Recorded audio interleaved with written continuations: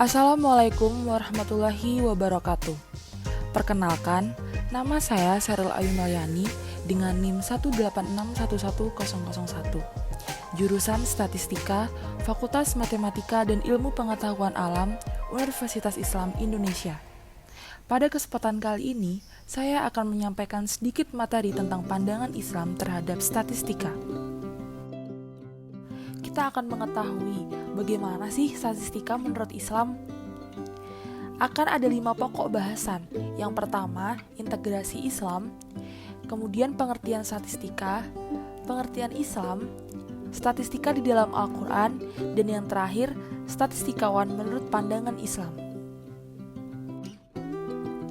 Islam merupakan agama yang berpedoman kepada Al-Quran dan hadis. Di dalam Islam tidak ada pemisah antara ilmu pengetahuan dan Islam itu sendiri, di mana Islam dan ilmu pengetahuan baik sosial maupun empiris itu saling melengkapi. Hal ini menjadi sebuah integrasi Islam. Lalu apa sih integrasi Islam? Integrasi Islam adalah pembauran antara ilmu dan Islam hingga menjadi satu kesatuan yang utuh atau bulat, di mana Islam dan ilmu pengetahuan baik sosial atau empiris saling melengkapi, seperti yang sudah saya jelaskan tadi.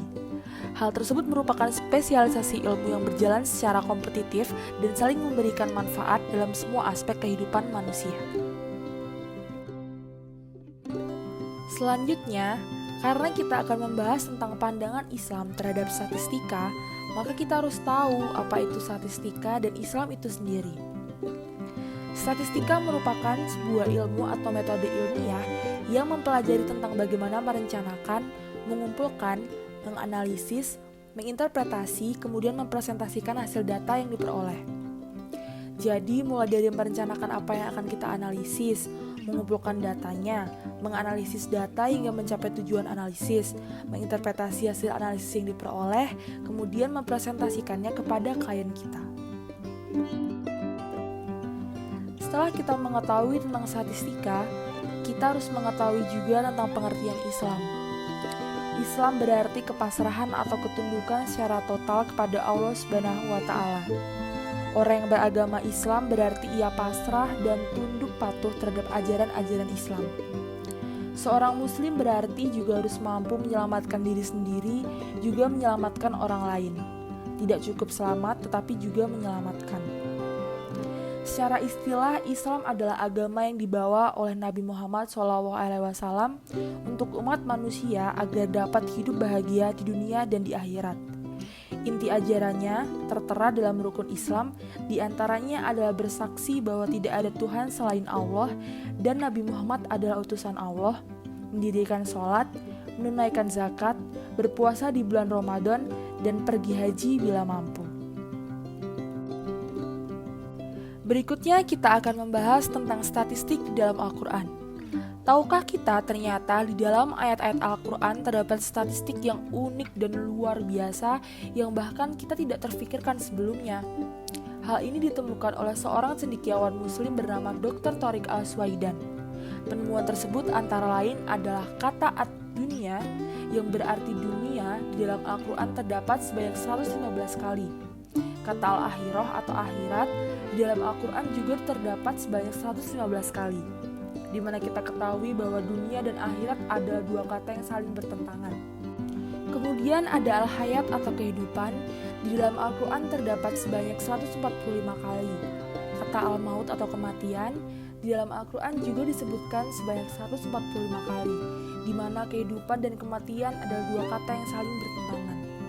Kemudian kata asyahr atau bulan di dalam Al-Quran terdapat sebanyak 12 kali. Seperti yang kita ketahui, bulan yang kita kenal yaitu bulan Januari hingga Desember ada 12 kali. Kemudian kata al-yaum atau hari di dalam Al-Quran terdapat sebanyak 365 kali. Dan kita juga mengetahui bahwa hari dalam satu tahun ada 365 hari. Kata al-bahar yang berarti laut di dalam Al-Quran disebutkan sebanyak 32 kali. Sedangkan kata al-bar yang berarti darat disebutkan sebanyak 13 kali. Jika kata tersebut dibuat persentase, maka 71,11% itu merupakan laut dan 28,889% itu menyatakan darat. Persentase tersebut merupakan perbandingan persentase laut dan darat di dunia ini. Hal tersebut juga disebutkan oleh Pusat Pendidikan Kelautan dan Perikanan bahwa perbandingan antara luas lautan dan luas daratan adalah 71% dan 29%. Luar biasa, bukan? Yang terakhir, saya akan membahas tentang statistikawan menurut pandangan Islam.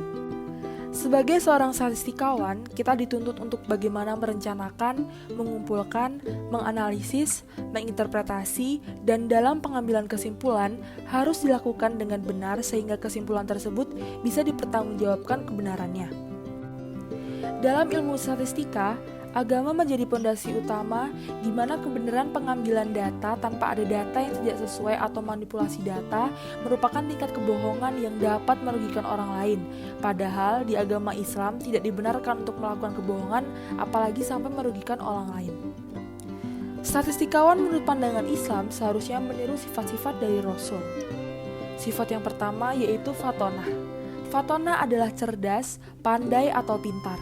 Cerdas dalam menghitung data, dikatakan cerdas yakni dibutuhkan ketelitian dalam menghitung dan juga kesabaran dalam mengolah data.